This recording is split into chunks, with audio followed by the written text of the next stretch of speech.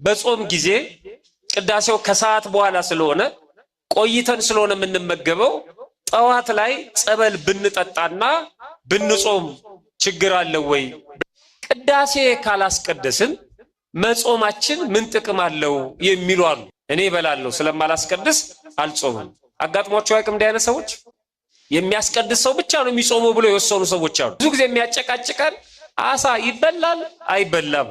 አሁን እንኳን ኑሮም ስለተወደደ ጥያቄውም ጋፕ ያለ ይመስለኛል። ይበላል የሚል መምህር እስኪያገኙ ድረስ ይጠይቃሉ። ምዕመናን፣ በተለይ የንግድ ቤት ያላችሁ፣ ምግብ የምትሸጡ ሆቴል ያላችሁ ሰዎች በጣም መጠንቀቅ አለባችሁ። ሁል ጊዜ ሰዎች የሚጨቃጨቁት በዚህ ጥያቄ ነው። ጾም በመጣ ቁጥር በሰዓት የሚከራከሩ አሉ። እስከ ስንት ሰዓት ነው የሚጾመው? በሽተኞች ህመምተኞች የሆኑ ሰዎችስ እንዴት እናድርግ? አሁን ነግራቸዋለሁ፣ በደንብ ስሙኝ። እስከ 6 ነው፣ እስከ 3 ነው፣ እስከ 9 ነው፣ እስከ 12 ነው የሚለው። አንዳንዱ ወስኖ ነው የሚመጣው። አባ እኔ እስከ 3 ከጾምኩ አይበቃኝም ይላሉ። ቄሱ እንዲያሰናብታቸው ማለት ነው። ይበቃሻል እንዲባሉ ማለት ነው። አስቀድሼ የቅዳሴ ጠበል አስቀድቼ ወደ ቤቴ ይዤ ብሄድስ? በጾም ጊዜ በጠዋት ጠበል መጠጣት አይፈቀድም። አይን በጾም ጊዜ አግበስብሶ አያይ። በየሞባይላችን ላይ የጫነው በየቤታችን ባለው በሰቀልነው ዲሽ የፈለግነውን የምናይበት ሰዓት አይደለም በጾም ጊዜ ማለት። ጆሮአችንም እንደዚሁ ቆጥቦ ነው የሚሰማው፣ አግበስብሶ አይሰማም። የምትጾሙ ሰዎች ደስ ሊላችሁ ይገባል። ራሳችሁን ለእግዚአብሔር እየሰጣችሁ። አንደበታችንም ቆጥቦ ነው የሚናገረው፣ አግበስብሶ አይናገርም። ስለዚህ በፍስሐ በደስታ ጾመው፣ እያማረርክ አትጾመው። ኡፍ ይሄ ጾም ደግሞ ገባ የሚሉ ሰዎች አሉ። እንኳን ለመዋዕለ ጾሙ በሰላምና በጤና አደረሰን አደረሳችሁ። እንኳን አደረሳችሁ። ዛሬ አጠቃላይ የጾም ስርዓት ምን እንደሚመስል መነጋገር ጊዜው ረጅም ሰዓት ስለሚፈልግ ጊዜው ደግሞ ስለመሸ ምዕመናን ጾሙን እየጾሙ የሚያነሷቸው ወይም በህሊናቸው የሚነቁ ጥያቄዎች አሉ። ደግሞ ከቤተክርስቲያን ውጪ የሆኑ አካላት በጾም ዙሪያ የሚያነሷቸው ጥያቄዎች አሉ። ጾም እየጾሙ የሚጠይቁ አካላት አሉ። ጾም ሳይጾሙ ደግሞ ስለ ጾም መጥፎ ሐሳብ እያቀረቡ የሚነቅፉ አካላት ደግሞ አሉ። አሁን ባለን ሰዓት እኛ ጾሙን የጀመርን ሰዎች ማለት ነው፣ የምንጾም ሰዎች ማድረግ የሚገባንንና ምዕመናን የሚያነሷቸው ጥያቄዎች ሊቃውንቱን ይቅርታ ጠይቅና ወረድ ብዬ ምዕመኑ ጋር የሚያነሷቸው ጥያቄዎች ምን እንደሆኑ የተወሰኑ ጥያቄዎችን እንመለከታለን ማለት ነው። እንደ ሰዓታችን 5 ወይ 6 ጥያቄዎችን እናያለን። መነሻ የምናደርገው የመጽሐፍ ቅዱስ ክፍል የማቴዎስ ወንጌል ምዕራፍ 6 ቁጥር 16 ላይ ያለውን ኃይለ ቃል ስትጾሙ እንደ ግብዞች አትጠውልጉ ይላል። እስኪ አብረን እንበለው። ስትጾሙ እንደ ግብዞች አትጠውልጉ። ግብዞች ማለት ግብዝ መሆን ማለት መታየት መፈለግ ማለት ነው፣ ወይም ጉረኛ ትምክህተኛ ማለት ነው። እና ግብዞች ተሪዮ ታይታ ይፈልጋሉ። ሲጾሙ ራቃቸውን ይተፋሉ፣ ፊታቸውን ያጠቁራሉ፣ ግንባራቸውን ይቀጭማሉ፣ ሰውነታቸውን ልፍስፍስ ድክምክም ያደርጉታል። አሁን ዞር ዞር ብንል እኛ መካከልም አሉ አንዳንድ ሰዎች ጾመው ወደ ቤት ሲገቡ ኡፍ የሚሉ በጣም የሚያማርሩ ቤቱን በአንድ እግር የሚያቆሙ አንዳንድ ምሳ የለም ከተባሉ ጦርነት ቢፈጥሩ ማለት ነው። እኔ እየጾምኩ ማንም ተነስቶ እየበላ ምድር አጋሰስ ብሎ ሁሉ የሚሳደቡ ማለት ነው። እኔ እኮ እየጾምኩ ነው፣ እኔ እኮ ሌሊት ተነስቼ ነው ማስቀድሰው ብለው የሚፎክሩ አሉ። እና እየጾምክ ስለሆነ ምን ይጠበስ፣ ሌሊት ተነስተ ቤተክርስቲያን በመሄድ ምን ይደረግ ተብሎ ቢጠየቅ መልስ የሌላቸው ማለት ነው። ግን በመጾማቸው በማገልገላቸው ራሳቸውን ከፍ አድርገው ሌላውን ዝቅ የሚያደርጉ ሰዎች አሉ፣ ግብዞች። በወቅቱ በዛን ዘመን የነበሩ ጸሐፍት ፈሪሳውያን ናቸው። ይህንን ጌታችን መድኃኒታችን ኢየሱስ ክርስቶስ ሲያስተምር አንድ የተወው ንቆ የተወው ወይም የዘለለው ጥያቄ አለ ስለ ጾም። ምንድነው ያ ጥያቄ? መጾም ያስፈልጋል ወይስ አያስፈልግም? መጾም ተፈቅዷል ወይስ አልተፈቀደም? መጾም መጽሐፍ ቅዱሳዊ ነው ወይስ አይደለም? ስለ ጾም መጽሐፍ ቅዱስ የሚናገረው ነገር የለም። መጾም ይቻላል አይቻልም የሚለውን ጥያቄ ትቶታል ክርስቶስ። የጀመረው መጾም ያስፈልጋል፣ ጾም ዋና ትልቅ ለሰውነታችን ወይም ለክርስትናችን መሳሪያ ነው ብሎ ስለ ጾም ማብራሪያ መስጠት አይደለም የጀመረው። ሲጀምር ክርስቶስ ስትጾሙ ብሎ ነው የጀመረው። ስትጾሙ ብሎ ከጀመረ ጾም አለ ወይስ የለም? ባለ ነገር ነው እየተነጋገርን ያለ ነው ማለት ነው። ስትጾሙ ብሎ ነው የጀመረው። ጾም ያስፈልጋል አያስፈልግም የሚለውን ትቶታል። እንደምንጾም ስለታወቀ እንደምንጾም ወይም መጾም ስለሚገባ ስትጾሙ እንዲህ አድርጉ ብሎ ነው። ማታ ወደ ቤት ስትሄዱ ብሎ አንድ ሰው ቢናገር ወደ ቤት እንደምንሄድ ታሳቢ ይደረጋል ማለት ነው። መንገድ ስታቋርጡ ብሎ አንድ ሰው ማስተባር ቢጀምር መንገድ እንደምናቋርጥ ታሳቢ ተደርጓል ማለት ነው። መንገድ ማቋረጥ አለ ማለት ነው። ስትበሉ አታውሩ ማለት ሰው ይመገባል ማለት ነው። ስትጾሙ ብሎ ከጀመረ ክርስቶስ ጾም ያስፈልጋል፣ ምንም የሚያከራክር ጉዳይ አይደለም። ክርስቲያን ነኝ የሚል ሰው ሁሉ መጾም አለበት ማለት ነው። ስለዚህ መጽሐፍ ቅዱስ ጾምን መጀመሪያውኑ የፈቀደው እና የወደደው በትክክል የሚከወን ምስጢር መሆኑን አምኖበት ስለ ጾም ስርዓት ነው መናገር የጀመረው። ስትጾሙ እንደ ግብዞች አትጠውልጉ። እነዚህ ግብዞች ለሰዎች እንደ ጦመኛ መስለው ሊታዩ ፊታቸውን ያጠፋሉ። አይገርምም? ለሰው ለመታየት ፊታቸውን የሚያጠፉ ሰዎች አሉ። አሁን ጾሙን ከጀመረን 1-3 ቀን ወይ 4 ቀን ሲሞላን መንገድ ላይ ሰዎች አግኝተውን ምነው ሰውነት ትንሽ ከሳለ ፊትም ጠቁሯል ሲሉን ጾሙ ነው የምንል ጉረኞች አለን። በጣም የሚገርም ነው። እና አንዳንድ ጊዜ ማህሌቱን፣ ሰዓታቱን፣ ቅዳሴውን ስናከናውን ድምጽ ሰሞኑን ጥሩ አይደለም ስንባል ጩኸቱ ነው የምንል ጉረኞችም አለ። እና ጩኸት እንለዋለን፣ ድካሙን እንንቀዋለን። በጣም በሚያሳዝን መልኩ ማለት ነው። ዋጋ እንደምናገኝበት አናስብም። እና የሆነ ከሰው ተሪዮ ታይታ ምንፈልግ ሰዎች አለ። ስለዚህ ስትጾሙ እንዲህ አይነቱን ጾም አልፈልገውም ይላል እግዚአብሔር። ስትጾሙ እንደ ግብዞች ፊታቸውን አታጠውልጉ፣ ግንባራቸውን አትቋጥሩ፣ አትጠውልጉ። እነሱ ጾመኛ መስለው ሊታዩ ፊታቸውን ያጠፋሉ። እውነት እላቸዋለሁ ዋጋቸውን ተቀብለዋል። የትኛውን ዋጋ? ከእግዚአብሔር የሚገኘውን ሳይሆን ከሰው የሚገኘውን። ምን አይነት?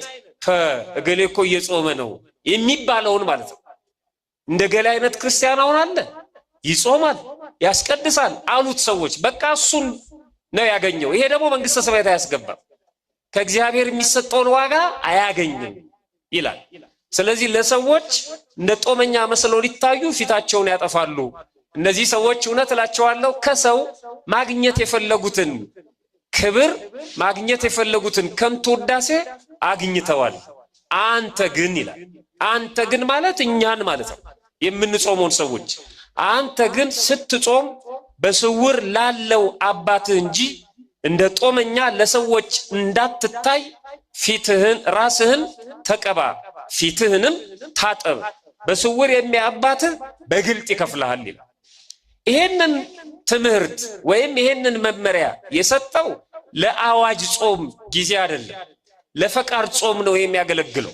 በስውር ጾም አሁን ባለፈው በወርሃ ጽጌ ለበረከት ብለው የሚጾሙ ክርስቲያኖች ነበሩ። እነዚህ ሰዎች ሲጾሙ ጾመኛ ነኝ ብለው ማወጅ አይፈቀድላቸውም። ምግብ ሲቀርብላቸው እኔ እኮ ጾማለሁ ብለው ማወጅ አይቻልም፣ የጾም ወቅት ስላልሆነ ማለት ነው። በስውር ነው የሚጾሙት። በስውር የሚያይ አባትህ በግልጥ ይከፍላል። እንዴት ደስ የሚል ቃል ነው! አንተ እሱን ብለህ ስትጾም፣ ፈጣሪ እግዚአብሔርን ብለህ ስትጾም መገዛት ስለሆነ መጾም ማለት መገዛት ማለት ነው። ለእግዚአብሔር የመገዛታችን ምልክት ነው። የኛ ረሃብ ይጠቅመዋል ተብሎ አይደለም። እግዚአብሔር እኛ ስለተራብን ስለጾምን እግዚአብሔር በክብሩ ላይ የሆነ ነገር እንዲጨመርለት አይደለም። ለእግዚአብሔር የመገዛታችን ምልክት መጾማችን። አንድ ሀገር ለሚያስተዳድራት መንግስት ህዝቡ እንደሚገብረው ማለት ነው። በግብር ቀልድ የለም። በየሀገሩ ግብር ማጭበርበር፣ ግብር ማታለል ከፍተኛ ወንጀል። ለአንድ ሀገር ግብር መሰረታዊ ፍጆታዋን በጀቷን የምታሳካበት ስለሆነ ያ ሀገር በትክክል በአንድ መንግስት መተዳደሩንና መንግስትም ያንን ህዝብ ማስተዳደሩ የሚታወቀው ሲያስገብር ነው። ህዝቡም የመንግስት ተገዥነቱ የሚታወቀው ሲገብር ነው። ልክ እንደዚሁ ሁሉ የእግዚአብሔር ተገዥ መሆናችን የሚታወቀው ስንጾም ነው። ራሳችንን ነው የምንገብረው ስንጾም ማለት ነው። ስንመጸውት ሳንቲም ነው የምንሰጠው። ስንመጸውት ቁራሽ እንጀራ ነው የምንሰጠው። ስንመጸውት ጨርቅ ሊሆን ይችላል የምንሰጠው።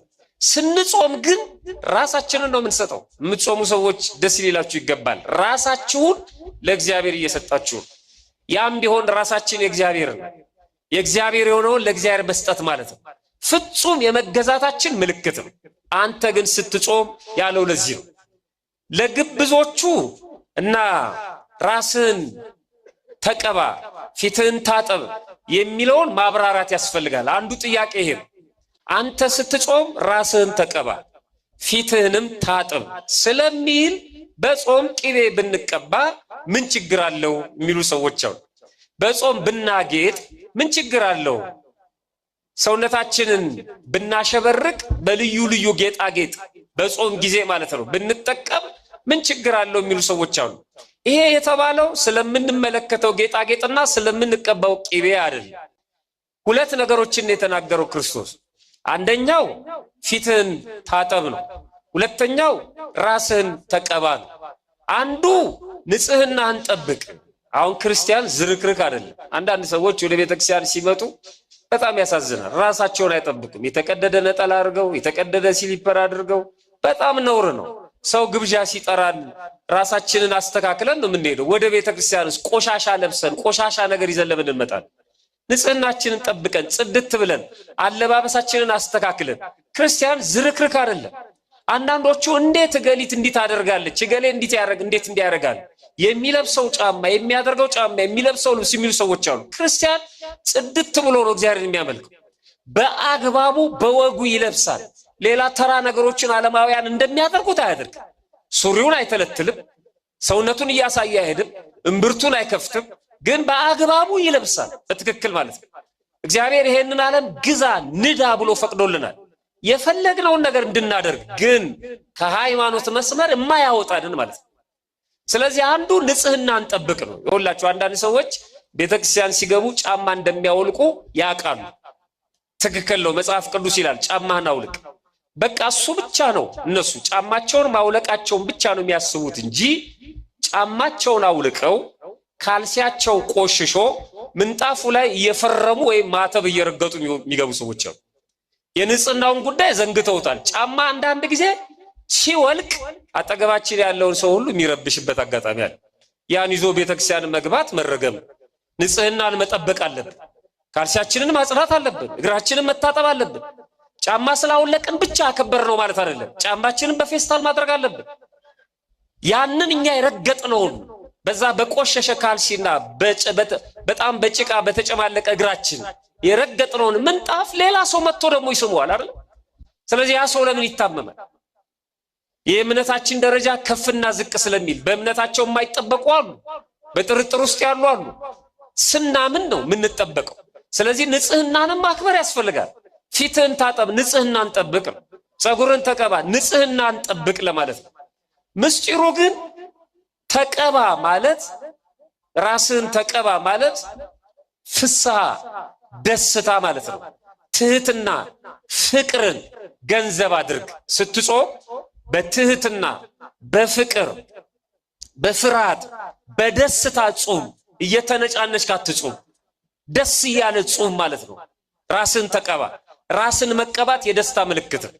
አንዳንድ ክፉ ሰዎች የገሌን ሞት ወይም የገሌን ክፉ ነገር ካሳየኝ ራሴን ምን አደርጋለሁ ይላሉ። ሰምታችሁ አታውቁም? ራሴን ምን አደርጋለሁ ይላሉ። ቅቤ እቀባለሁ ይላሉ። ራሴን ቅቤ እቀባለሁ የደስታ ምልክት ነው።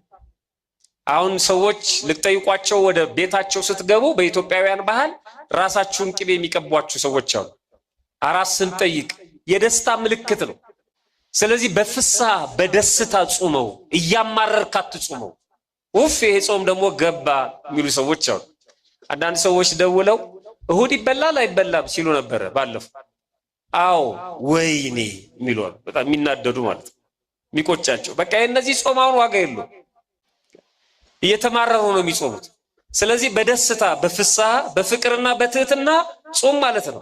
ፊትን ታጠብ ማለት አንዱ ንጽህና ነው። ሁለተኛው ፊትን ታጠብ ማለት በእንባ እያለቀስክ ኃጢአትን እያሰብክ በጾም ጊዜ እየሰገድክ በእንባ ፊትን እየታጠብክ ራስን እያራስክ ጾም ነው። ሁለተኛው ትርጉም ፊትን ታጠብ ማለት የስሜት ሕዋሶቻችን አምስቱ ማለት ነው።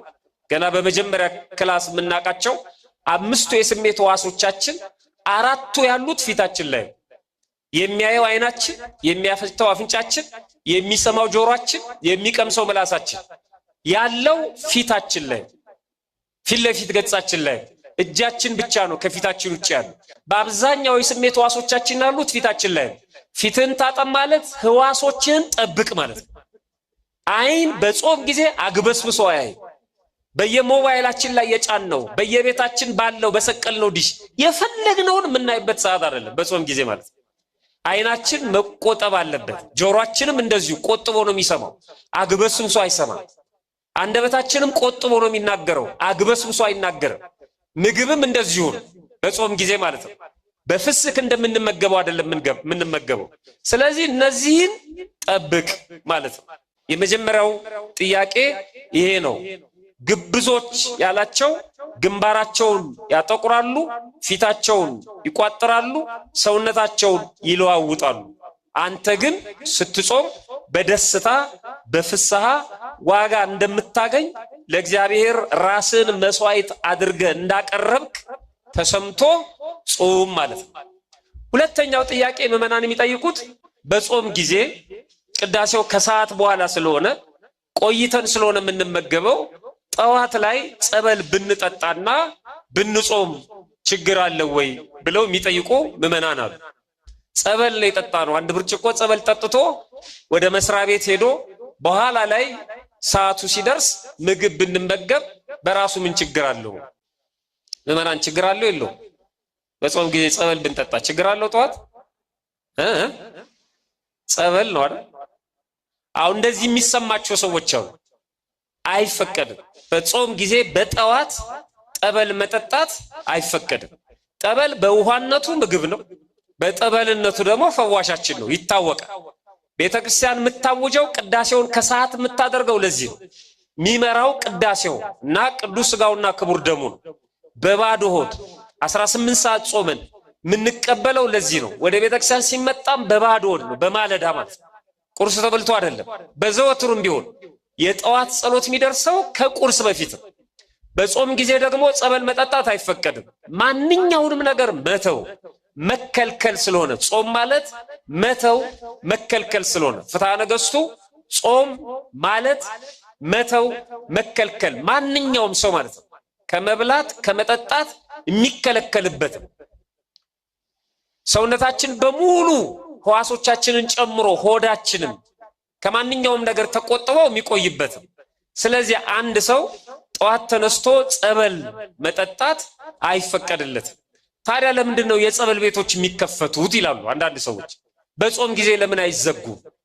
ጸበል ያለባቸው አካባቢዎች ጠዋት ቤተክርስቲያን ቅዳሴ ሳይኖር ከሰዓት ሆኖ ጾም ሆኖ ረቡዕና ዓርብን ጨምሮ እንደዚህ አይነት የአዋጅ አጽዋማት ላይ የጸበል ቦታዎች ለምን ይከፈታሉ?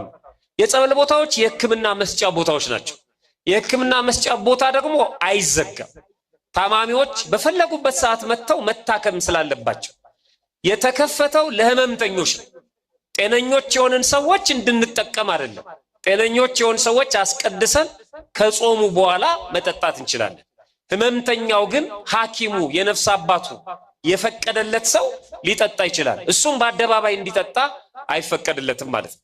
ስለዚህ በጾም ጸበል መጠጣት ክልክል ነው። ሁለተኛው ይሄ ነው። ሶስተኛው ቅዳሴ ካላስቀደስን መጾማችን ምን ጥቅም አለው የሚሉ አሉ። አንዳንድ እናቶች ይጠይቋቸዋል ወጣቶቹ፣ ትጾማለህ? አዎ። ታስቀድሳለህ? አይ አላስቀድስም። ካላስቀደስክማ ለምን ትጾማለህ? የሚያስቀድስ ሰው ነው የሚጾመው የሚሉ ሰዎች አሉ። አንዳንዶቹ ደግሞ ትጾማለህ ስትሏቸው አልጾምም የሚሏቸው። ለምን? ስለማላስቀድስ። እኔ እበላለሁ ስለማላስቀድስ አልጾምም። አጋጥሟቸው አይቅም እንዲህ አይነት ሰዎች? የሚያስቀድስ ሰው ብቻ ነው የሚጾመው ብሎ የወሰኑ ሰዎች አሉ። ነውር ነው። እንደዚህ አይባልም። ማስቀደስ ቦታ ይፈልጋል። ማስቀደስ ጊዜ ይፈልጋል። ማስቀደስ በተወሰነ ቦታ ቆመን ምንፈጽመው ስርዓት ነው። መጾም ግን መቆም አይጠይቅም። መጾም ቦታ ስፍራ አይጠይቅም። አካላችን ላይ የምንወስደው እርምጃ ስለሆነ አካላችን በተገኘበት ቦታ ሁሉ መጾም ይችላል። ስለዚህ አንድ ክርስቲያን ጊዜ ካለው ያስቀድሳል፣ ጊዜ ከሌለው ደግሞ ከቅዳሴ ውጪ ሰዓት እስኪደርስ ድረስ ባለበት ቦታ ይጾማል ማለት ነው። መስሪያ ቤትም ቢሆን የንግድ ቦታም ቢሆን ሌላ ቦታም ቢሆን መጾም ግድ ነው። ባያስቀድስ ከቻለ ማስቀደስ አለበት ጊዜ ካለው። ካልሆነ ምክንያቱም ቅዳሴ ከሰዓት የሆነው ለዚህ ነው። ካልሆነ ግን ችግር የለው። ገጠር አንድ የተፈጸመ ታሪክ ነግረውኝ፣ የገጠር ከተማ ነው ትንሽዬ ከተማ እና አንድ ዲያቆን በጾም ወቅት ጠዋት ላይ ሲመገብ ምዕመናን አዩትና ያዙት። ወቅቱ ጾም ነው፣ ግን እሱ ጠዋት ቁርስ ይበላል። የሚበላው የጾም ምግብ ነው፣ የፍስክ አይደለም። እና ምዕመናን በጣም ደንግጠው አንተ ዲያቆን አይደለም አሉት። እሱም ደግሞ ምንም አልመሰለው። አዎ ነኝ። እና ለምንድን ነው የምትመገበው ብለው ያዙት። እንዴት በጾም ሰው በሙሉ እስከሚመለከት ድረስ ምን ችግር አለው አለ። ከዛ ሰበካ ጉባኤ ከሰሱት እና ቀረበ ማለት ነው። እና ሰበካ ጉባኤ ተጠይቆ ሲመልስ የተናገረው ንግግር በጣም የሚገርም ነው። በጾም ስትበላ ምዕመናን አይተው ከሰውሃል እና እውነት ነው ወይ አሉት። አዎ አለ። በልቻለሁ እና ወደፊትም እበላለሁ፣ ከዚህ በፊትም እየበላው ነበር አለ። ለምን? ቅዳሴ ስለሌለብኝ ተረኛ ስላልሆንኩ ነው። ይሄ ልጅ እንግዲህ ቅዳሴ ተረኛ ሲሆን ይጾማል፣ እረሱንም እግዚአብሔር ይስጠው ማለት በልቶም አለመቀደሱ ማለት ነው። ቅዳሴ ተረኛ ሲሆን ይጾማል፣ ተረኛ ካልሆነ ደግሞ ስለዚህ የቢሮ ስራ ሆነ ማለት ነው። ሃይማኖት አይደለም ማለት ነው። አንዳንዶቻችን እንደዚህ ነን አይደል? አገልጋይ አይጾምም ብለው ጥርግ የሚያደርጉ አሉ። አገልጋይ ምን ማለት ነው? የማይጾም አገልጋይ ምን ያደርጋል? ጎትቶ ማውረድ ነው እንጂ ከአውደ ምሕረት እሱ አርአያ ካልሆነ የሚናገረውን ካላመነ ምን ያደርጋል? የማይጾም ቀዳሽ ምን ያደርጋል? እንደ ሃይማኖት እኮ ነው፣ ግዴታ ነው። ስለዚህ ምዕመናን ጾም ግዴታ ነው። ስላስቀደስን ስላላስቀደስን አይደለም። በክርስትናችን ግዴታ ነው፣ ቅድም እንደተናገርኩት ማለት ነው። ስለዚህ የገጠር ቤተክርስቲያን እኮ ብዙ ቅዳሴ የማይቀደስባቸው አሉ እና እዛ አካባቢ ያሉ ምዕመናን ታዲያ ይህን ጾም አይጾሙትም ማለት ነው። ስለዚህ ግድ ነው፣ ከቅዳሴ ጋር የሚያገናኘው ነገር የለም። ስለዚህ ጾም ቅዳሴ ኖረም አልኖረም መጾም ግዴታችን ነው ማለት ነው። ሶስተኛው አራተኛው ብዙ ጊዜ የሚያጨቃጭቀን አሳ ይበላል አይበላም። አሁን እንኳን ኑሮም ስለተወደደ ጥያቄውም ጋፕ ያለ ይመስለኛል። ራሱ ኑሮም እየቀጣን ስለሆነ ሁሉ ጊዜ ሰዎች የሚጨቃጨቁት በዚህ ጥያቄ ነው። ጾም በመጣ ቁጥር የሚገርመው ደግሞ የሚበሉ ሰዎች ናቸው የሚጠይቁት አሳ ይበላል አይበላም። ይሄ የሚጾሙት አይደለም የሚበሉት፣ ወይ ለመብላት የሚንደረደሩ ሰዎች ይበላል የሚል መምህር እስኪያገኙ ድረስ ይጠይቃሉ። አይበላም ሲላቸው አይ ይሄ መምህር የሚረባ አይደለም፣ ቆይ ሌላ ነው የምንጠይቀው ይላሉ። ይበላሉ ግን እየበሉ ደግሞ አሁንም ይጠይቃሉ። አይበላም ይላቸዋል። አይ ይሄም የሚረባ አይደለም ሌላ እንጠይቃለን ይላል። እየበሉ ይጠይቃሉ። አንድ ቀን ይበላል የሚል መምህር እናገኛለን ብለው ማለት ነው። ለሆዱ ያደረ ከሆነ ሊል ይችላል። እንደ ቤተክርስቲያናችን ስርዓት ግን ከባድ ነው። ምዕመናን በተለይ የንግድ ቤት ያላችሁ፣ ምግብ የምትሸጡ ሆቴል ያላችሁ ሰዎች በጣም መጠንቀቅ አለባችሁ። ጾም በመጣ ቁጥር የምናየው ማስታወቂያ አለ። የጾም ምግብ ወይም በየአይነቱ ከአሳ ጋር ብለው የሚለጥፉ ሰዎች አሉ። ምን ያገናኘዋል? ይሄ አሳ ለብቻ ነው፣ የጾም ምግብ ለብቻ ነው። ምንም አያገናኘው። መንግስተ ሰማያት ከሞት ጋር ተብሎ እንዴት ይጻፋል? መንግስተ ሰማያትና ሞት ምን አገናኘው? መንግስተ ሰማያት ከሞት ጋር አይደለም፣ ከሞት ውጪ ነው። የዘላለም ሕይወት የምናገኝበት ነው። ጾም ነው። ከአሳ ጋር በጭራሽ ግንኙነት የለውም። አንዳንዱ ያሽሞነምነዋል፣ ሰርዲን የተለያየ ነገር፣ አንዳንዱም ለፍትወት ሽምራ አሳ እያለም የሚበላል። በጣም የሚገርም ነው፣ የሚያሳዝን ነው። የለም በክርስትና ሕይወት እንደዚህ ማላገጥ ማሾፍ በጾም ላይ በጣም ከባድ ነው፣ ያስቀጣል። አንድ ጥቅስ ብቻ ጠቅሼ ይህንን ክፍል ልለፈው። የሐዋርያው የቅዱስ ጳውሎስ መልእክት አንደኛ ቆሮንቶስ ምዕራፍ 15 ቁጥር 39 ላይ ልብ አድርጉ። አሳ ልክ ከዚህ ከአትክልት ወይም ደግሞ ከስር ቆፍረን እንደ ድንች እንደ ካሮት የምናወጣው እና ሸምጥጠን የምንለቅመው ፍሬ አይደለም። አሳ ስጋ ነው። ይሄን የሚለው መጽሐፍ ቅዱስ ነው። ሐዋርያው ቅዱስ ጳውሎስ ለቆሮንቶስ ሰዎች በጻፈላቸው መልእክት ምዕራፍ 15 ቁጥር 39 ላይ ስለ ስጋ አይነቶች ይናገራል። እንደዚህ ይላል፣ ስጋ ሁሉ አንድ አይደለም ይላል። ልብ አድርጉ፣ ስጋ ሁሉ፣ ስጋ የተባለ በሙሉ አንድ አይደለም። የሰው ስጋ ግን አንድ ነው አለ። በተፈጥሮ የሰው ስጋ ኢትዮጵያዊ ቢሆን፣ አፍሪካዊ ቢሆን፣ አሜሪካዊ ቢሆን፣ አውሮፓዊ ቢሆን፣ ነጭ ቢሆን፣ ጥቁር፣ ወፍራም ቢሆን፣ ቀጭን፣ ወንድ፣ ሴት፣ የሰው ስጋ በሙሉ አንድ ነው አለ። እውነት ነው አይሰትም? እውነት ነው። የሰው ስጋ የሰው ስጋ አንድ አይነት ነው አለ። ይቀጥልና የሰው ስጋ አንድ ነው ካለ በኋላ የእንስሳ ስጋ ግን ሌላ ነው አለ። የእንስሳ ስጋ ከሰው ስጋ ይለያል። የእንስሳ ስጋ ደግሞ ሌላ ነው አለ። ቀጠልና ከእንስሳትም ደግሞ የአዋፉን አመጣና የወፎች ስጋ ደግሞ ሌላ ነው አለ። ወፎችም ስጋ ናቸው፣ ከእንስሳ ስጋ ግን ይለያል። ስጋቸው ስጋ ነው ግን ከእንስሳ ስጋ ይለያል። የወፎች ስጋ ደግሞ ሌላ ነው አለ። ቀጠለና የአሳም ስጋ ሌላ ነው አለ። የምን ስጋን? የአሳ ስጋ። አሳ ምንድነው ማለት ነው? ስጋ። እና አሳ ከበላን ፍየልን መብላት፣ ፍየልና በግ በሬ ካቆምን አሳም ማቆም። አሳ ስጋ ነው የሚለን ቅዱስ ጳውሎስ መጽሐፍ ቅዱስ። የአሳ ስጋ ሌላ ነው።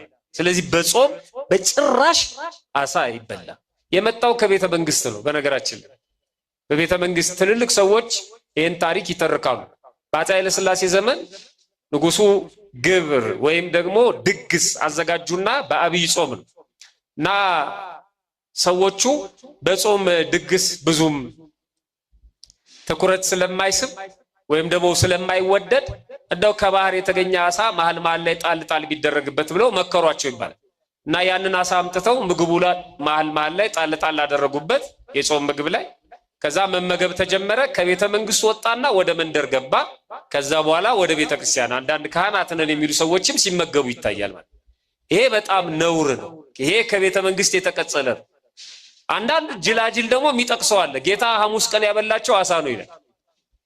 ሐሙስ ቀን በሰሞነ ሕማማት ውስጥ ያለችው ሐሙስ አሳ ነው ያበላቸው። አይደለም፣ ሐሙስ ማለት በሰሞነ ሕማማት ውስጥ ያለችው አይደለች። በኋላ ነው ሰሞነ ሕማማት ውስጥ ያስገቧት ሊቃውንቱ እንጂ ቀደም ሲል አብይ ጾም አልነበረም በዛ ጊዜ ማለት ነው። በአብይ ጾም አሳ አላበላቸውም ክርስቶስ። አብይ ጾም የተጀመረው ከዛ በኋላ ነው። እንደዚህ የሚጠቅሱም ሰዎች አሉ፣ ለመብላት ሊበሏት ያሰቧትን እንደሚባለው ማለት ነው። ስለዚህ አሳ ጾም አለው። ስንተኛ ጥያቄ ነው? አራተኛ።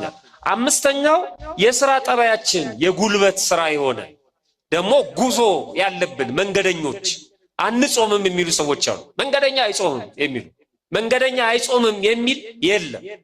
በቀድሞ ጊዜ ግን መንገደኛ የሚባለው እንደኛ አሁን በመኪና የሚሄደው በአይሮፕላን የሚሄደው አይደለም። መንገደኛ ማለት አሁን ከዚህ ተነስተን ድሬዳዋ ለመሄድ 35 ወይም 55 ደቂቃ ነው እንደ አይሮፕላኑ። ይሄ የውጪውና የሀገር ውስጥ በረራ አለ። ትልቁ አይሮፕላን ከሆነ 35 ደቂቃ ነው። ከዚህ ድሬዳዋ የሚሄድ ሰው ጠዋት ላይ መንገደኛ ነኝ ብሎ ቢበላ ኃጢአት ነው። 35 ደቂቃ ያሁን በአይሮፕላን እየተጓዘ ማለት ነው። አሁን በመንገድ የሚሰቃይ ሰው አለ ወይ? በዚህ ዘመን የቀድሞቹ 1 ወር ይጓዛሉ፣ 6 ወር ይጓዛሉ በእግራቸው ማለት ነው። ጾሙ እየተጓዙ ነው የሚፈታው፣ አያውቁትም እነሱ። ስለዚህ እነዚህ ሰዎች እንዲመገቡ ይፈቅዱላቸው ነበር የንስሐ አባቶቻቸው። መንገድ ላይ ሲጓዝ ደግሞ አንድ ሰው የሚያገኘው ምግብ ላይኖር ይችላል። የሆነ ጊዜ ይገኛል፣ የሆነ ጊዜ ደግሞ አይገኝም። ስለዚህ አሁን ጉዞ እስኪጨርስ ድረስ ነፃ ያደርጉታል። አሁን በመንገድ የሚሰቃይ ሰው የለም በዚህ ዘመን። ባይሆን በሰው የሚሰቃይ መንገድ ብዙ ነው አይደል? የተዘጉ መንገዶች ብዙ አይደሉ? ሰው የሚያሰቃያቸው መንገዶች መንግስት ሰርቷቸው ግን ሰው የማይሄድባቸው መንገዶች አሉ፣ በሰው ክፋት ምክንያት ማለት እንጂ በመንገድ የሚሰቃይ ሰው በዚህ ዘመን የለም። ስለዚህ መንገደኛ ነኝ ብሎ መብላት በጣም ክልክል። የሥራ ጠባያችን ይላሉ አንዳንድ ሰዎች። እኔ የሥራዬ ጠባይ ከሰዓት ጋር ነው የምሰራው፣ ከድንጋይ ጋር ነው እና የጉልበት ስራ ነው፣ ስለዚህ እኔ አልጾምም የሚሉ በራሳችን አንጾምም ብለን መወሰን አንችልም። የንስሐ አባታችንን ማማከር ግን ይቻላል። የግል ሐኪማችን እሱ ስለሆነ ይሄ ችግር ያለባቸው ሰዎች ከሥራ ጠባያቸው አንጻር ጾሙን እንዴት ማስኬድ እንዳለባቸው ከነፍስ አባታቸው ጋር መመካከር ይችላሉ እንጂ ራሳቸው ጾም መሻር አይፈቀድላቸውም። ሌላው ስድስተኛው በሽተኞች ህመምተኞች የሆኑ ሰዎችስ እንዴት እናድርግ? ለምሳሌ የስኳር ህመምተኞች አሉ። በሽታው ያስርባል። እንደኛ 6 ሰዓት 9 ሰዓት መቆየት አይችሉም። ምግብ ካልተመገቡ ደግሞ እስከ መውደቅ የሚደርሱ አሉ። መድኃኒታቸውን ይወስዳሉ። ስለዚህ መድኃኒታቸውን ከመውሰዳቸው በፊት ደግሞ መመገብ አለባቸው። በኪኒን የሚኖሩ ሰዎች አሉ በእግዚአብሔር ቸርነት። እነዚህ ሰዎች እንዴት ይሆናሉ? ፍትሐ ነገሥቱ ያሰናብታል። ህመምተኞችን፣ አራሶችን፣ ነፍሰ ጡር እናቶችን ያሰናብታል። አንዳንድ ነፍሰ ጡር እናቶችና አራስ የሆኑ እናቶችም ቤተሰቦቻቸውን የሚያስጨንቁ አሉ። እበላለሁ ማን ነው እጾማለሁ እያሉ እንዴት ሳልጾም ይህንን ጾማማ መጾም አለብኝ? ክልክል ነው። የእናንተ ድርሻ መታዘዝ። ጾሙን ሻራችሁት አይባልም። ህመማችሁና ልጅ በመውለዳችሁ ምክንያት ያጣችሁት ነገር ስላለ አገልግሎቱ ትልቁ እሱ ነው። ስለዚህ መታዘዝ ያስፈልጋል። እናንተ የወለዳችሁ አራሶች፣ ነፍሰ ጡር የሆናችሁ እናቶች፣ የታመማችሁ በዚህ ጾም ብትመገቡ ጾም ሻራችሁ አይባልም። እየሻራችሁ አይደለም። የሻረ ሰው እየተፈቀደለት መጾም እየቻለ ማለት ነው። መጾም እየቻለ እግዚአብሔር ፈቅዶለት አቅም፣ ጊዜ፣ ጉልበት፣ ጤና ሰጥቶት የማይጾም ሰው ነው የሻረ የሚባለው። እናንተ ካቅማችሁ በላይ። ስለዚህ ጾም ሻራችሁ ተብሎ አይገመትም። ቤተሰብ ማስጨነቅም አያስፈልግም። ስለዚህ የስኳር ህመምተኞችና በተለይ የጥሉላት ምግብ የሚመገቡ እንደ ወተት፣ እንቁላል ከዚህ ከሳንባ ህመም ጋር በተገናኘ ሐኪም የሚያዝላቸው እነዚህ እንዲመገቡ ይፈቀዳል። ሲመገቡ ግን በአደባባይ እንዲመገቡ አይፈቀድም። ሐኪም ስላዘዛቸው የንስሐ አባታቸው ስለፈቀደላቸው በአደባባይ ስጋ እየነጩ እንዲታዩ ማንም ሰው አያሰናብታቸው። ለሌላው መሰናክል እንዳይሆኑ በስውር መመገብ ይችላሉ። ተፈቅዶላቸዋል። ግን ሌላ ሰው እንዳይሰናከል በስውር መመገብ ይችላሉ። ስጋው ደግሞ ለመቀበል ምን ያደርጋሉ? የከሰዓት ቅዳሴ ሳይሆን የማለዳ ቅዳሴ፣ የሰንበት ቅዳሴን መጠቀም አለባቸው። እነሱ የከሰዓት ቅዳሴውን መጾም ስለማይችሉ ማለት ነው። ከንስሐ አባታቸው ጋር ተነጋግረው የሰንበት ቅዳሴን አስቀድሰው ስጋው ደግሞ መቀበል ይችላሉ ማለት ነው። ስድስተኛው ሰባተኛው ሰዓት ነው። በሰዓት የሚከራከሩ አሉ። እስከ ስንት ሰዓት ነው የሚጾመው? እስከ ስንት ሰዓት ነው የምትጾሙት ምዕመናን? እስከ 9 1 ሌላም ሰምቻለሁ። እስከ 6 2 ሌላስ እስከ 12 3 የቱን እንምረጥ? ዛሬ አንዱን ወስነን መሄድ አለብን። እጅ እናውጣ እስኪ። እስከ 6 ይበቃል የምትሉ ተፈራላችሁ። እስከ 12 የምትሉ ደፈር የሚሉት እነዚህ ናቸው። እስከ 12 አሁን ትንሿ ልጅ አውጥታለች። አሁን እሷ ጠዋት ተነስታ እሪ የምትል ሴት እስከ 12 አይገባትም። እሷ ከሌሊቱ 12 መስራት ይሆናል። ሰዓቱን ሊቃውንቱ ወስነዋል። አሁን ነግራቸዋለሁ። በደንብ ስሙኝ። መጋጨት አያስፈልግም። እስከ 6 ነው፣ እስከ 3 ነው፣ እስከ 9 ነው፣ እስከ 12 ነው የሚለው መጣላት አያስፈልግም። አንዳንዱ ወስኖ ነው የሚመጣው። አባ እኔ እስከ 3 ከጾምኩ አይበቃኝም ይላሉ። ቄሱ እንዲያሰናብታቸው ማለት ነው። ይበቃሻል እንዲባሉ ማለት ነው። እንደዚህ ወስነው የሚመጡ አሉ። በጣም ክልክል። ፍትሐ ነገሥት ይሄንን በተመለከተ በተለይ የረቡዕና የዓርብን ጾም 9 ሰዓት ብሎ አስቀምጦታል። እየሰማችሁ ነው? ረቡዕና ዓርብ 9 ሰዓት ብሎ አስቀምጦታል ፍትሐ ነገሥቱ። የቀሩት በእነዚህ ይመራሉ። አብይ ጾምን በተመለከተ ያስቀመጠው 3 ክፍሎች አሉ። የመጀመሪያው ጾመ ሕርቃል የመጀመሪያው ሳምንት እስከ 12 ሰዓት ይጾሙት ይላል። ልብ አድርጉ። አሁን እኛ አብይ ጾምን እስከ 9 ጾመን እስከ 6 የሚጾሙትን የሚተቹ ሰዎች አሉ። እስከ 9 እንጂ መጾም የሚሉ እስከ 11 ጾመውም እስከ 9 የሚጾሙት የሚተቹ አሉ። እስከ 12 ሰዓት ይላል የመጀመሪያው ሳምንት ጾመ ሕርቃል። ከዛ ቀጥሎ ያለውን ከቅድስት ጀምሮ ሰኞ እስከ ኒቆዲሞስ ድረስ ዓርብ ያለውን 12 ሰዓት ይላል። ከዛ ሰሞነ ሕማማትን 13 ሰዓት ይላል። የሚገርም ህዝቡን አሰናብተው ካህናቱ የሚቀሩት ቤተ መቅደስ ለዚህ ነው። 13 ሰዓት ማለት ጨረቃ ማነው ከዋክብት እስከሚታዩ ድረስ ይላል። ፀሐይ እስከምትጠልቅ ከዋክብት እስከሚታይ እያለ ነው ፍትሐ ነገሥቱ ቢያስቀምጠው። ከዋክብት እስከሚታዩ ማለት እስከ ምሽቱ 1 ሰዓት 13 ሰዓት ይላል። 8 ሰዓት 9 ሰዓት 11 ሰዓት የሉም በአብይ ጾም ውስጥ። በዓርብና ረቡዕ ግን 9 ሰዓት አለ። ግን ጾም ቀኖና ስለሆነ ከፍም ዝቅም ሊል ይችላል። ያ ደግሞ በቅዱስ ሲኖዶስ ተወስኖ ነው። ለምሳሌ የጅቡቲ ምዕመናን ልክ እንደናንተ የቅዱስ ገብርኤል ቤተክርስቲያን አላቸው። የቅዱስ ገብርኤል ታቦት እዛ አለ። በተአምር ነው የተሰራው ቤተክርስቲያኑ በሚገርም መልኩ ማለት ነው። እና በጣም ደስ የሚል ቤተክርስቲያን የአብይ ጾም በአንድ ወቅት እዛ ለማገልገል እድሉ ገጥሞኝ ሄጄ ነበር። ጾሙን 2 ወሩን ማለት ነው። እና በጣም ከባድ ነው አብይ ጾምን እዛ መክረም ማለት ነው። ሙቀቱ በጣም ኃይለኛ ነው። ገና 3 ሰዓት እዚህ 6 ሰዓት የሚወጣው ፀሐይ ይበልጣል። አስፋልቱ ሁሉ ልክ እንደ ነበልባል ነው የሚንቀለቀለው። የሥራ ሰዓትም መንግስት አስተካክሏል፣ እንደኛ አይደለም።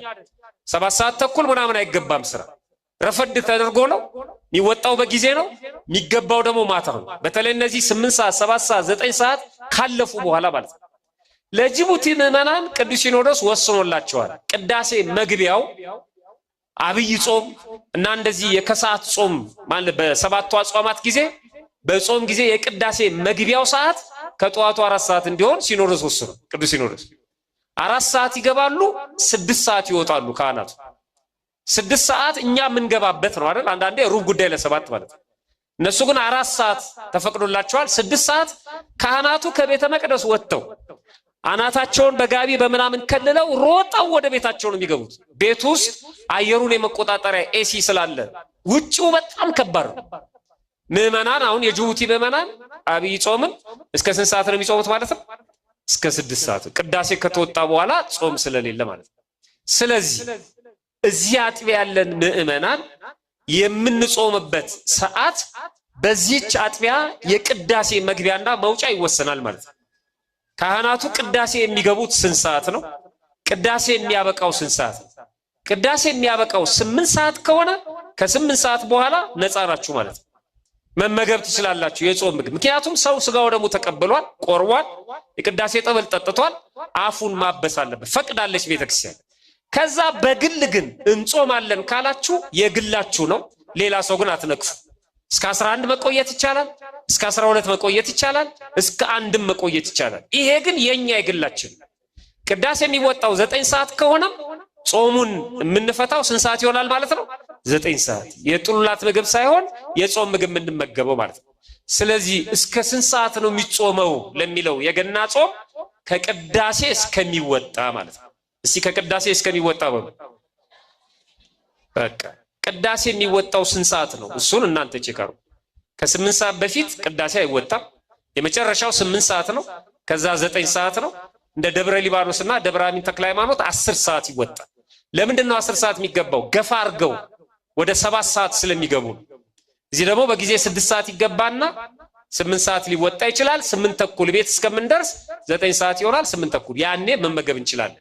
ስለዚህ የሰዓቱ ጭቅጭቅ በዚህ ያበቃል። ከቅዳሴ መውጫው ያገደዋል ማለት ነው። በተረፈ ግን ዝቅ ማድረግ በካህኑ ውሳኔ ካልሆነ በስተቀር አይቻልም። አንድ ክርስቲያን ቅዳሴ ሳይወጣ የሚመገብ ከሆነ ጾም ሽሯል፣ ጾሙ ሽሯል ማለት። ቅዳሴ ወጡ ብለው ይጠይቃሉ፣ ስራ ላይ እንኳን ሆነው ማለት ነው። የቅዳሴ መውጫውን ሰዓት በየአጥቢያችን መስሪያ ቤትም ቢሆን ትምህርት ቤትም ቢሆን በየአጥቢያችን ቤተክርስቲያን አለ።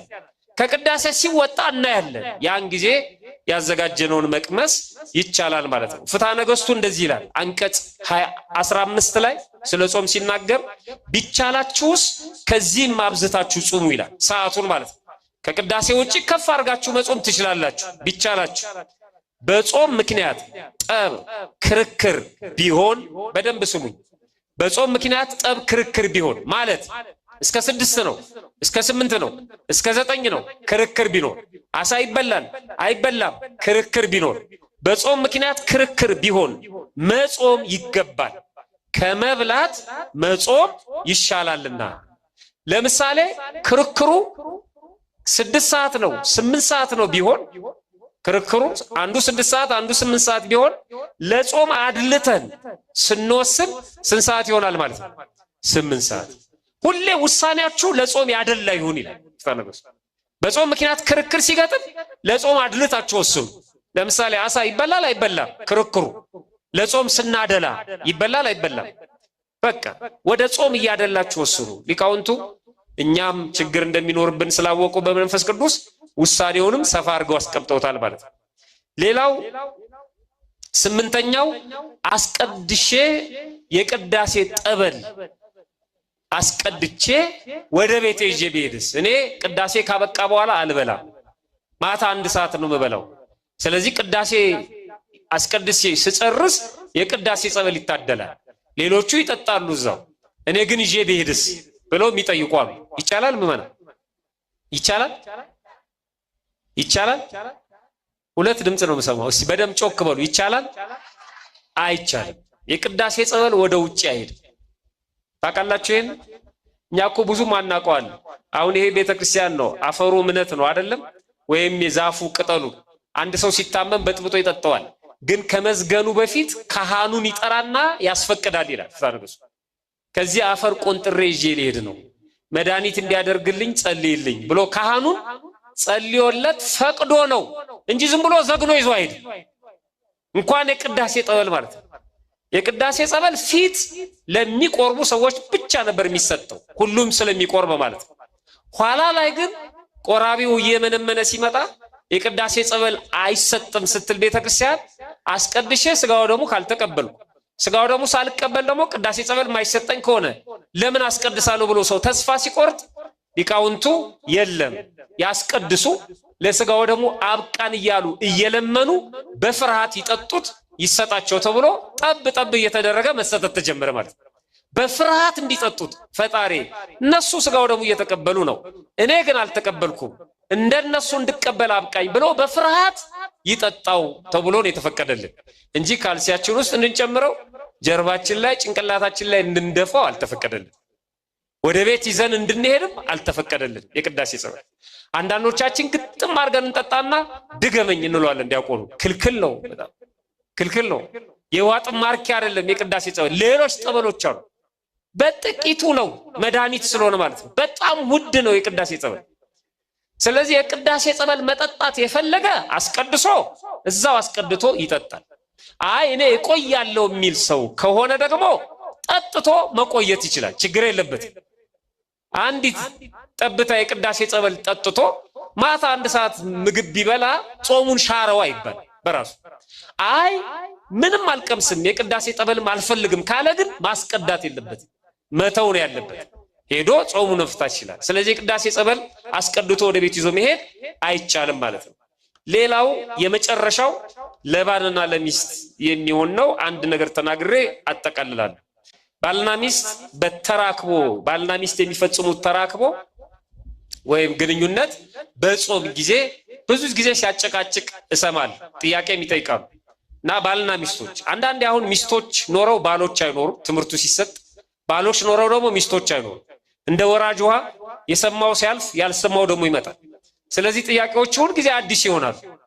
እና በትዳር ዓለም ያለን ሰዎች በጾም ጊዜ ብቻ ሳይሆን በአምስቱ የግዝት በዓላትም ተራክቦ አይፈቀድም።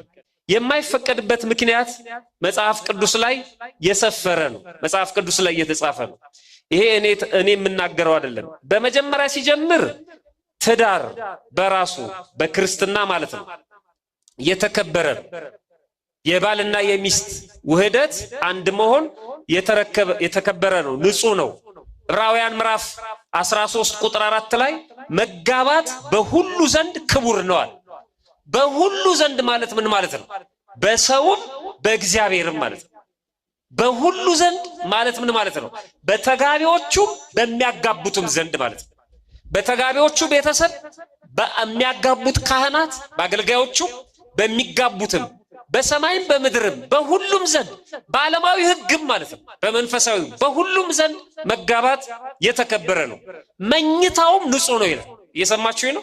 መጋባት መኝታው ንጹህ ነው። የባልና የሚስት አልጋ ላይ መቀመጥ ነውር ነው የሚባለው ለዚህ። አልጋቸውን ባልና ሚስት ለካህን ካልሆነ በስተቀር ለእንግዳ አይለቁ፣ ክልክል ነው። ማንም ሰው የባልና የሚስት አልጋ ላይ ይቀመጥ።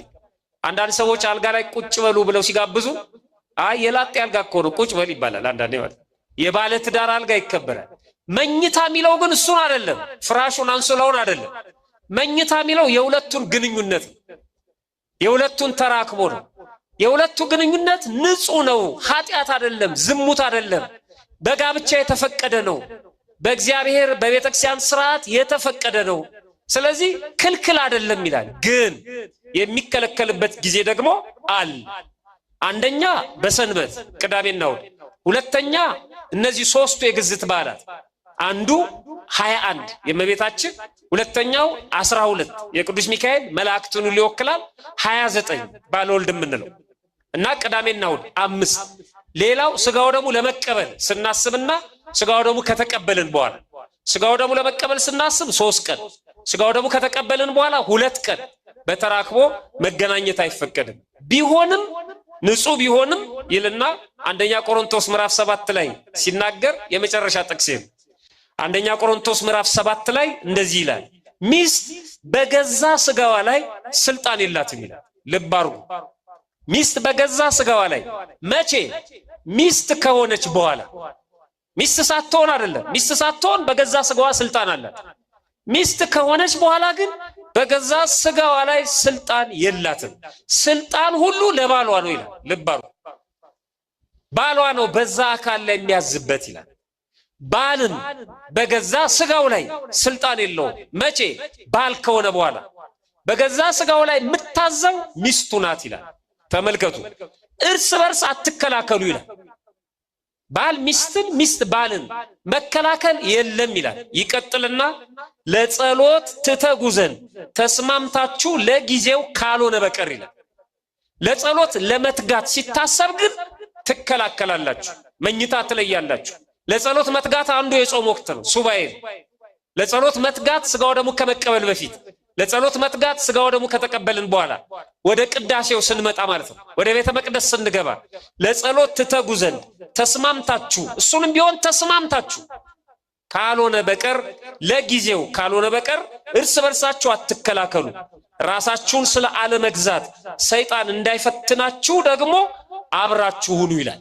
አንዳንዴ ፈተና ያጋጥማል በባልና በሚስት መካከል፣ በአጽዋማት፣ በሰንበት፣ በእንዲህ አይነት ሁኔታ ጥያቄዎች ይነሳሉ።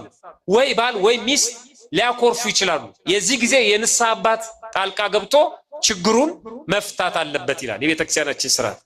ይሄ መጽደቂያ ብቸኛ መንገድ ስላልሆነ ችግሩን የንስሐ አባት መፍታት እንዳለበት የቤተክርስቲያናችን ስርዓት ያዛል። ሰይጣን እንዳይፈታተናችሁ ያለው ለዚህ ነው። ስለዚህ በጾም ጊዜ የሚነሱ ጥያቄዎች በጣም በርካታ ናቸው።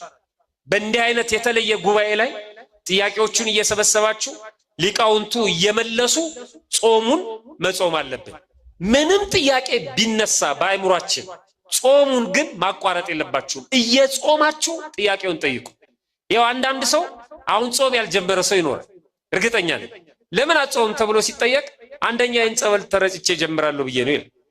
ማን እንዳስተማረው አይታወቅም። ምን ማለት ነው ጸበል ተረጭቶ መጀመር? ምን ማለት ነው? እንደው በጣም ስራችን ሁሉ እኮ ግራ የሚገባ።